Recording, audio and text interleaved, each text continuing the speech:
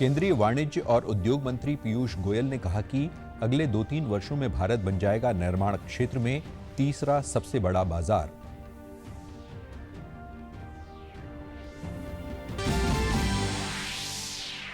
हरियाणा के मुख्यमंत्री मनोहर लाल ने ई लर्निंग योजना में टैबलेट प्राप्त करने वाले बच्चों से किया संवाद। बोले, प्रधानमंत्री के डिजिटल इंडिया विजन को साकार करने की दिशा में मील का पत्थर साबित होगी ये योजना। और पंजाब स्पीकर 11 ने हरियाणा स्पीकर 11 को 95 रनों से हराया। हरियाणा के राज्यपाल और पंजाब के स्पीकर ने दोनों टीमों को किया सम्मानित। नमस्कार, चंडीगढ़ से आपका स्वागत है। मैं हूं आशुतोष मिश्रा। अब समाचार विस्तार से। केंद्रीय वाणिज्य और उद्योग मंत्री पीयूष गोयल ने कहा है कि भारतीय रियल एस्टेट क्षेत्र देश की विकास गाथा का एक महत्वपूर्ण इंजन है और ये बड़े पैमाने पर रोजगार के अवसर मुहैया करा रहा है। उन्होंने कहा कि सरकार के सक्रिय सहयोग से इस क्षेत्र ने पिछले कुछ वर्षों के दौरान बहुत लचीलापन दिखाया है। गोयल ने वीडियो कॉन्फ्रेंस के माध्यम से मुंबई में confederation of real estate developers association of India के राष्ट्रीय अलंकरण समारोह को संबोधित करते हुए ये बात कही।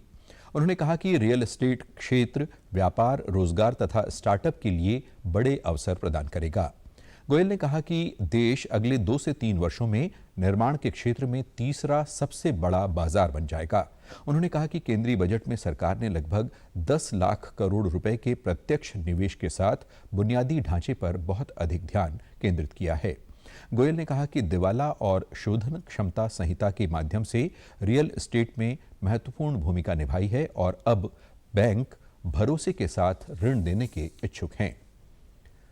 अमेरिका में इंडिया हाउस में बोलते हुए 40वीं अमेरिकी वाणिज्यिक सचिव जीना एम रॉय मोंडो ने प्रधानमंत्री नरेंद्र मोदी की प्रशंसा की है। उन्होंने कहा कि मोदी सबसे लोकप्रिय विश्व नेता हैं, वे दूरदर्शी हैं और लोगों के प्रति उनकी प्रतिबद्धता का स्तर अवर्णनीय है। उन्होंने कहा कि वैश्विक शक्ति के रूप में भारत को आगे ले जाने की उनकी इच्छा वास्तविक है और ये हो रहा है। Incredible opportunity to spend more than an hour and a half with Prime Minister Modi, who is, I don't need to tell anyone here, he is the most popular world leader for a reason. He is unbelievable, visionary, and his level of commitment to the people of India is just indescribable and deep and passionate and real and authentic. And his desire to lift people out of poverty and move India forward as a global power is real, and it is happening. इससे पहले Washington में India house में भारतीय अमेरिकियों की सभा को संबोधित करते हुए केंद्रीय वित्त मंत्री निर्मला सीतारमण ने कहा कि भारत और अमेरिका एक साथ मिलकर एक सशक्त, शांतिपूर्ण और मैत्रीपूर्ण वैश्विक समुदाय का आधार निर्मित कर रहे हैं। हरियाणा के मुख्यमंत्री मनोहर लाल ने कल चंडीगढ़ में ऑडियो कॉन्फ्रेंसिंग के माध्यम से ई लर्निंग योजना के तहत टैबलेट प्राप्त करने वाले बच्चों और उनके अभिभावकों से संवाद किया। टैबलेट प्राप्त करने वाले स्कूली विद्यार्थियों ने कहा कि इस प्रकार की पहल करके मुख्यमंत्री ने गरीब बच्चों को भी ऊंचे सपने देखने का हौसला दिया है। विद्यार्थियों ने कहा कि कोरोना महामारी के दौरान उन्हें लगा कि वो शिक्षा से वंचित रह जाएंगे, लेकिन मुफ्त टैबलेट मिलने से न केवल हमें शिक्षा प्राप्त हुई बल्कि आज हम प्रतियोगी परीक्षाओं के लिए भी तैयारी कर पा रहे हैं। सीएम ने कहा कि डिजिटल शिक्षा को बढ़ावा देने और गरीब परिवारों के बच्चों को ऑनलाइन शिक्षा मुहैया करवाने में ई अधिगम योजना कारगर सिद्ध हो रही है। इस योजना के तहत अब तक 5.5 लाख विद्यार्थियों को टैबलेट प्रदान किए जा चुके हैं। महामारी के इस दौर में हमें जरूरत महसूस हुई कि प्रदेश के विद्यार्थियों के पास डिजिटल डिवाइस ये होना बहुत जरूरी है। इसलिए हमने विद्यार्थियों को टैबलेट प्रदान किए। 5 मई 2022 को रोहतक में ई अधिगम योजना का शुभारंभ करते हुए हमने वहां टैबलेट वितरण किए थे। मुझे ये बताते हुए खुशी हो रही है कि अब तक लगभग 5.5 लाख विद्यार्थियों को टैबलेट ये प्रदान किए जा चुके हैं। ये टैबलेट आपके कौशल का विकास करने के साथ साथ विश्व स्तर पर प्रतिस्पर्धा करने में आपकी सहायता करेंगे।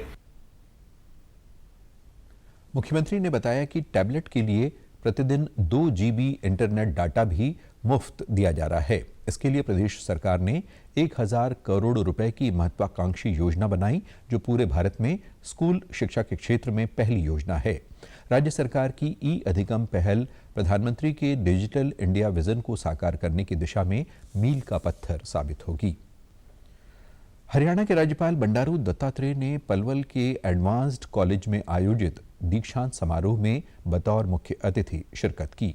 इस दौरान उन्होंने BTech, MTech, BCA, MCA, BEd और फार्मेसी कोर्स करने वाले 200 विद्यार्थियों को डिग्रियां और पदक प्रदान किए। इस दौरान उन्होंने कहा कि आज का युग युवाओं के नाम है।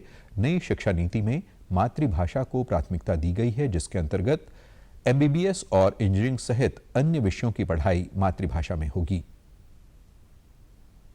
मुख्यमंत्री हरियाणा के, उन्होंने भी शिक्षा में कुछ अच्छे विषय आगे बढ़ाया।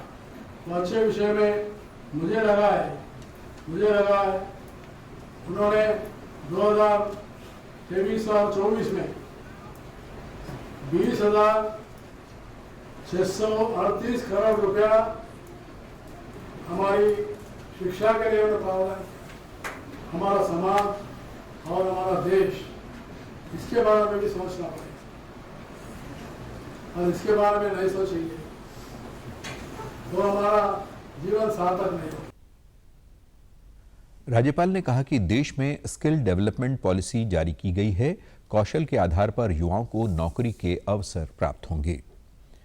वायुसेना का चौथा Arjan Singh memorial hockey tournament का फाइनल मुकाबला चंडीगढ़ 11 और इंडियन रेलवे के बीच 3BRD हॉकी स्टेडियम में खेला गया।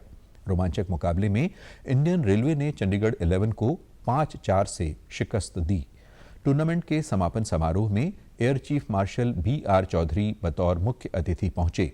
इस दौरान उन्होंने कहा कि पिछले कुछ सालों में प्रतिभागी टीमों के खेल मानकों और कौशल के स्तर में वृद्धि हुई है। टूर्नामेंट वास्तव में अंतर्राष्ट्रीय मानकों की तुलना में खेल को अत्यधिक प्रतिस्पर्धी स्तर तक बढ़ाने की अपनी उम्मीदों पर खरा उतरा है।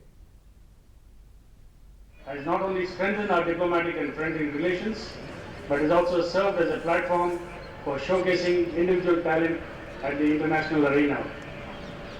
I laud the initiative taken by Air Force Sports Control Board in making this international participation possible. Today we are also honored to host a few of our hockey stalwarts. They have represented our nation in all international levels. I extend my gratitude to all of them for gracing this momentous occasion. Your presence here today will inspire our budding hockey stars to strive hard and excel in the future. My heartiest congratulations to all the participating team coaches and support staff for having worked hard all through the tournament to bring out the best in the teams. Final मुकाबले से पहले air force school और केंद्रीय विद्यालयों के बच्चों ने सांस्कृतिक कार्यक्रम प्रस्तुत किए। वहीं वायुसेना के जवानों ने पैराग्लाइडिंग सहित कई तरह के करतब दिखाए। पंजाब और हरियाणा के कैबिनेट मंत्री और विधायकों के बीच कल रात हुए क्रिकेट मैच में पंजाब की टीम 95 रनों से विजेता रही। पंजाब स्पीकर 11 ने टॉस जीतकर पहले बल्लेबाजी करते हुए 15 ओवरों में 235 रन बनाए। हरियाणा की टीम निर्धारित ओवरों में 140 रन ही बना सकी। पंजाब की ओर से बल्लेबाजी करने उतरे खेल मंत्री गुरमीत सिंह मीत हेयर ने 150 रन बनाए और वो मैन ऑफ द मैच रहे। इसके बाद हरियाणा स्पीकर 11 की ओर से विधायक भव्य विश्नोई और चिरंजीव राव ने बल्लेबाजी की शुरुआत की। भव्य 72 रन बनाकर आउट हुए। मुकाबले के बाद हरियाणा के राज्यपाल बंडारू दत्तात्रेय, पंजाब विधानसभा स्पीकर कुलतार सिंह संधवा और यूटी क्रिकेट एसोसिएशन के अध्यक्ष संजय टंडन ने विजेता और उप विजेता टीम को ट्रॉफी देकर सम्मानित किया।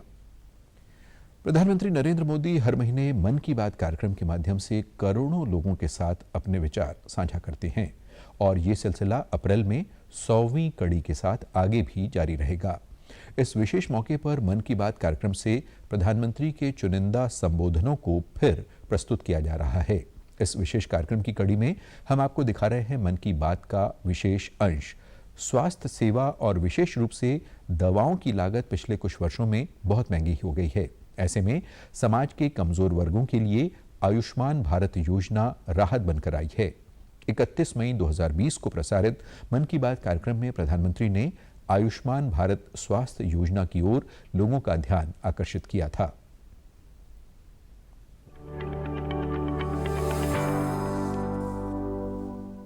मणिपुर के चुरा चांदपुर में 6 साल के बच्चे केलेन सांग, उसको भी इसी तरह आयुष्मान योजना से नया जीवन मिला है। केलेन सांग को इतनी छोटी उम्र में ब्रेन की गंभीर बीमारी हो गई। इस बच्चे के पिता दिहाड़ी मजदूर है और मां बुनाई का काम करती है। ऐसे में बच्चे का इलाज कराना बहुत कठिन हो रहा था, लेकिन आयुष्मान भारत योजना से अब उनके बेटे का मुफ्त इलाज हो गया है। अब खबरें फटाफट।